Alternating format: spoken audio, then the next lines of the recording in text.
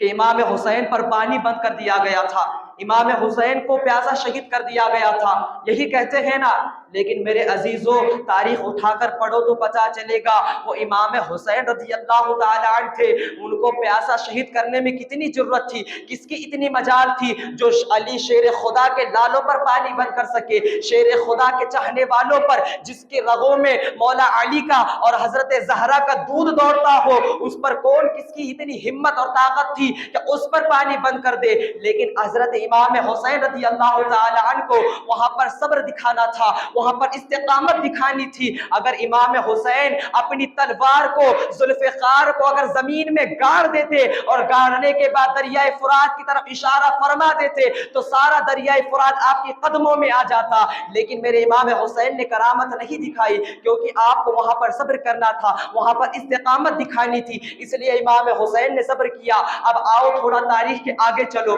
جب حضرت امام حسین کے بچوں کے غلاموں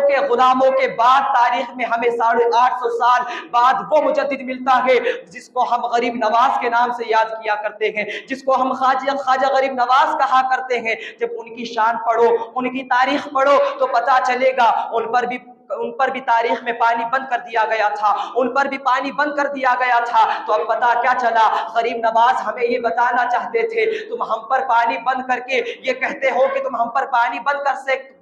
سکتے ہو،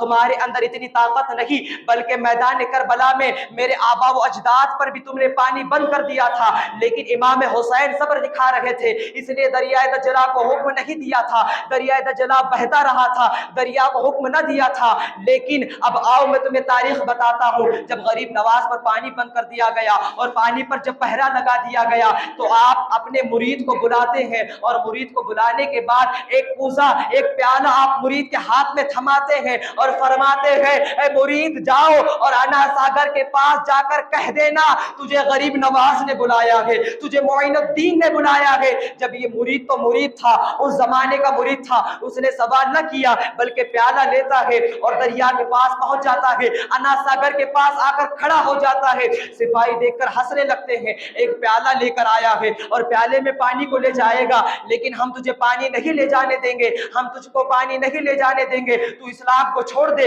اور اپنا مذہب بدل لے تو ہم تجھے پانی عطا کر دیں گے۔ اس نے کہا نہیں نہیں، میں تم سے پانی مانگنے کے لیے نہیں آیا ہوں، میں تم سے پانی لینے کے لیے نہیں آیا ہوں، بلکہ میرے پیر و مرشد نے، میرے غریب نواز نے یہ حکم دیا ہے کہ پانی کو اس کوزے میں لے کر آنا ہے۔ تو یہ سن کر وہ ہنسنے لگے۔ جب یہ کہا نا تو آپ کا مرید پیالے کو آگے بڑھاتا ہے اور انا ساگر کی طرف مخاطب ہو کر فرماتا ہے، اے انا ساگر کے پانی سن، تجھے غریب نواز نے بلایا ہے، تجھے معین الدین نے بلایا ہے۔ اتنا سننا تھا تو قسم خدا کی سارے انا ساگر کا پانی اس پیالے میں تو آ گیا، دیکھنے والوں نے تو یہ دیکھا کہ سارا پانی پیالے میں آ گیا، لیکن کسی کو یہ پتا نہیں چلا کہ پانی پیالے کے اندر آیا کیسا۔ اور روایتوں میں یہ بھی ملتا ہے صرف انا ساگر کا پانی نہیں بلکہ ساری دنیا کا پانی اس پیالے کے اندر آ گیا۔ جب پیالے کو لے کر غریب نواز کی بارگاہ میں آئے تو تمام پریشان ہونے لگے، بادشاہ پریشان ہونے لگا، پرتھوی راج پریشان ہونے لگا۔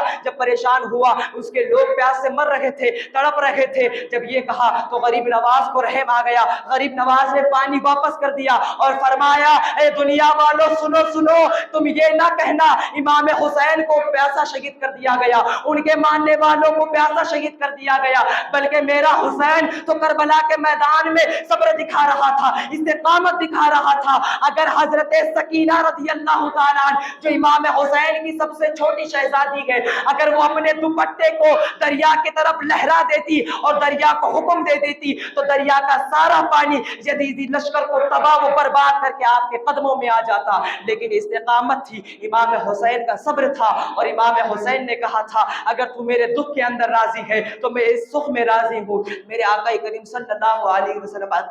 کہ پیارے دیوانوں، یہ وہ تاریخ ہے جس کو عام حج بھلا بیٹھے ہیں۔ ہمارے اندر صبر بھی ہونا چاہیے، ہمارے اندر استقامت بھی ہونا چاہیے، اور رب ذوالجلال کے اوپر اتنا بھروسہ ہونا چاہیے جتنا ہم ایک ڈرائیور پر بھروسہ کرتے ہیں۔ آپ کے سامنے ایک مثال دیتا ہوں، آپ ذرا بتاؤ تو صحیح، اگر آپ کہیں سفر کرنا ہو، آپ سفر کرتے ہیں، ٹکٹ بناتے ہو، ٹرین کی ہو یا فلائٹ کی ہو یا کسی ٹریولز کی ہو، اس کی ٹکٹ بناتے ہو، ٹکٹ بنانے کے بعد اس میں सफर करते हो, मुझे बताओ क्या तुमने कभी ड्राइवर को देखा है, ड्राइवर का नाम सुना है? ड्राइवर का ना शक्ल मालूम, ना नाम मालूम, कहाँ रहता है कुछ भी नहीं मालूम, ना उसकी जात के बारे में मालूम है, ना उसके खानदान वालों के बारे में मालूम है, ना वो किस तरह गाड़ी चलाता है उसके बारे में भी पता नहीं। लेकिन आप ट्रैवल्स में भी सफर करते हो, प्लेन के अंदर भी सफर करते हो, ट्रेन के अंदर भी सफर करते हो, जरा बताओ तो सही, क्या उसके अंदर जब बैठते हो तो आपके दिल के अंदर किसी का खौफ, किसी डर रहता है कि कहीं एक्सीडेंट हो जाए?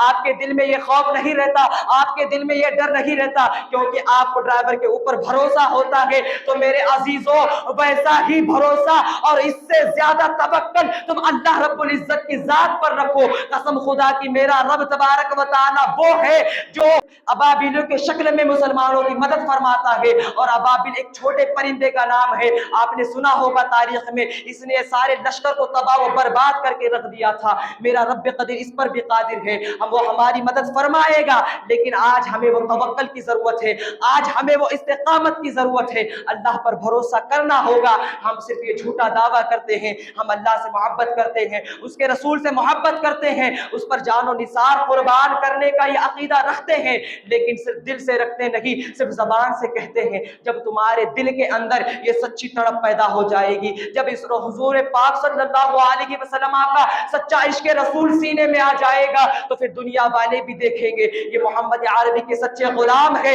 ये मोहम्मद अरबी के सच्चे चाहने वाले हैं, इनको ना छेड़ा जाए। अगर इनको छेड़ेंगे तो ये दुनिया की तारीख बदल कर रख देंगे। मेरे आका करीम सल्लल्लाहु